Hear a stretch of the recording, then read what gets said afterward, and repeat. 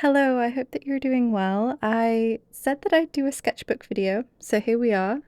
I'm going to be sketching this half-elf character here today, and I'll talk a little bit about him in this video probably. But first off, did you get to see the aurora where you are? Because we got to, and I'm so happy that I got to see it. And it's absolutely wild to me that we got to see it in our garden, of all places. I went to Iceland years ago. It was well over a decade ago now, I think. I'm just trying to remember. Just about a decade ago, maybe. And we didn't get to see it while I was there. It was the right time of year to see it, as far as I remember, but it didn't show up while we were there. But who knows that who knew that we would end up seeing it in our garden? It's absolutely wild. It's also crazy. I heard how it showed up in the US. It was showing up in states that you wouldn't think it would show up in, like some of the southern states.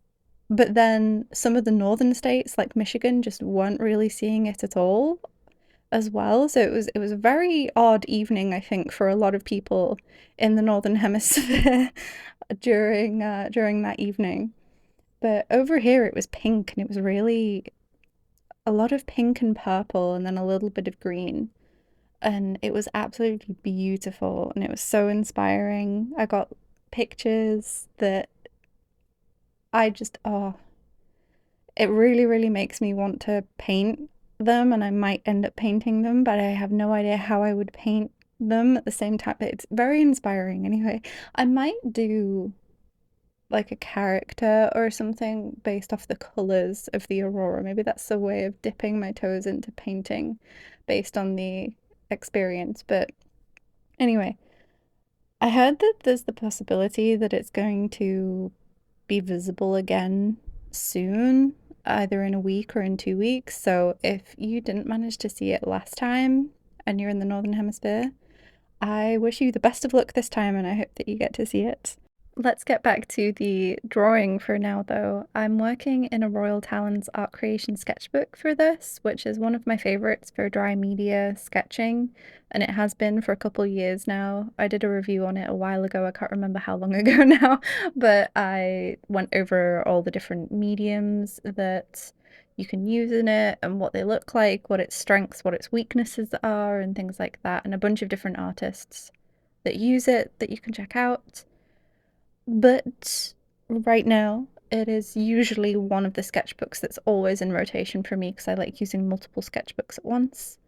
And we're going to be doing some pencil and color pencil sketching today.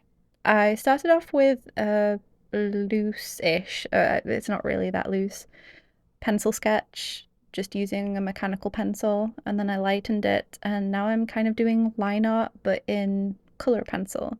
I love doing line art, and I usually like doing it in ink, but recently I've been really enjoying spending time doing color pencil lines in both watercolor and also just in sketching. Sometimes I like to just sketch straight into it with color pencil, but for this I really wanted to get a base down. And going into this sketch, this sketch ended up turning into a whole thing by the end. But going into this, before I even started, I knew that I wanted to do pencil and then color pencil lines. I knew that. And I knew that I wanted to do some kind of character using a sword in an interesting pose, also getting some crinkling and wrinkling of clothes in there as well, just to have a sketch to sketch because I wanted to sketch basically. But as I was sketching, and I'm really bad for this, as I was sketching, rather than it just being like a one-off thing, the entire time I was thinking about what this character would be thinking, feeling, what his personality's like, why he might be doing this, does he have like a storyline behind it? And my imagination ends up just taking the thing and just going, and I can't get it to stop sometimes. So I ended up thinking up a bunch of different possible personalities for him, different scenarios, and all sorts of things like that. Usually, the personality, the story, and even the looks and the costuming and everything like that usually comes before I have a name for characters. There's rare instances where the name will come early on, but it's usually a case of the name will come far later. So right now, as of this moment, he is unnamed. But what started out as me just wanting to sketch, just to sketch, ended up turning into me potentially forming the seed of a new character. So there we go. It happens occasionally. Not all the time, but occasionally when I'm sketching people. And I even played around with the idea of potentially bringing him into Baldur's Gate for a campaign at some point. But honestly, I have so many different campaigns lined up. And I'm still in Act 3 for my first campaign. And really, I should probably just focus on the campaign ideas that I have already before I come up with another character to use in Baldur's Gate again. But we'll see.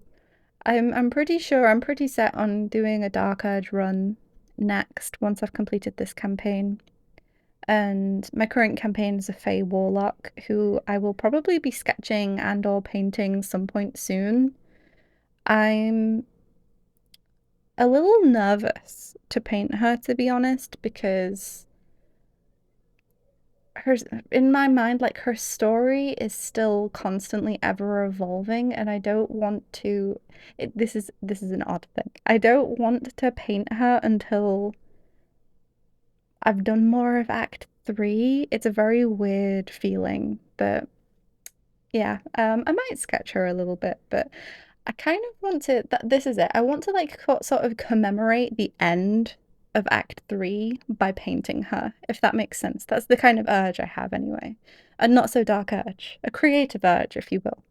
Baldur's Gate's currently on the back burner for me though, because I've been playing Final Fantasy VII Rebirth at the moment for the last few months, and that's pretty much been the main game I've been playing. And I'm in chapter 12 right now, so I'm in minigame hell, but we're nearly at the end. I've been enjoying it for all of the memery that you hear about the minigames and the world intel and everything. I have been enjoying it. Taking my time with it definitely helps because my partner has been trying to do it a lot faster than me and also platinum the game, and it is not as fun for him doing it that way, but yeah. Oh, you might be able to see here that I'm using a different color pencil for the clothes and then also later the hair as well. I'm using the Caput Mortem Violet color, and then earlier I believe I was using India Red for the skin and for the sword. And that's been a color combo that I've been really enjoying for all sorts of sketching recently. I did a sketch of a mountain lion, which I'll put on screen at the moment, and I did that with cinnamon, Caput Mortem Violet, and India Red, and pretty much any combination of those three color pencils I've been really enjoying at the moment. For this sketch, I was using reference, which is kind of how this whole just a sketch for the sake of sketching came to be. And I was mainly using it for the positioning of the arms and for the wrinkling of the clothes. But when it came to the wrinkling, I really wanted to simplify it down because there can be a lot of wrinkles on clothes. So a big part of art in general is simplifying all of the chaos that you see. So I tried to focus on simplifying down a lot of the wrinkles and identifying what I considered to be the key wrinkles. And wrinkling of clothes is something that I am trying to understand a little bit more bit by bit.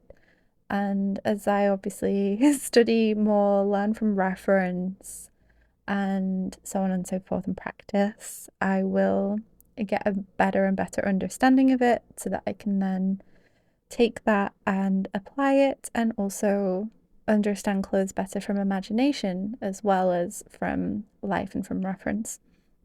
And that's part of why this whole sketch started in the first place.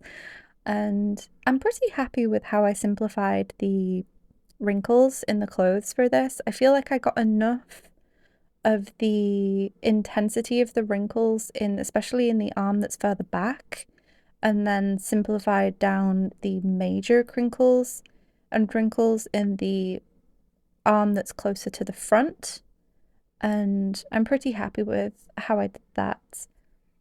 Towards the end, I added in some pretty light layers of tone in the two different color pencils, and I stuck to just using the India Red where I used India Red for the lines, and the Caput Mortem Violet where I used those for the lines. And I didn't go too dark or intense. I didn't want to take away from the line art. I wanted that to be the thing that really, really pops out in this sketch. So I went for quite subtle and soft layers just to sort of differentiate elements, especially differentiating the sword from the hands. So I end up darkening down the sword handle even further than what you're seeing now, just to separate it out from the hand that's in shadow at the back. And other than that, I try and sort of keep everything the same kind of tone-ish and intensity. Playing around, figuring out what works, what doesn't, what I like, what I don't like. Just classic sketchbook experimentation. What sketchbooks are good for, basically, was what I was doing here. And I had a lot of fun. Characters are something that I really want to start developing on this year. I have a bunch of stories that I want to be working on and world building to do, so characters are going to end up being something that I'm going to be doing more and more of as the year goes on. But for now, here is the finished half-elf, who is as yet unnamed. You will likely probably see more of him at some point. I can't say soon, but at some point you will likely see more of him and maybe find out his name too eventually. But for now, have a wonderful day, a wonderful week with lots of happy sketching if you like to do art, and lots of just happiness if you like to do other things. But for now, thank you for watching, and I'll see you next time. Bye!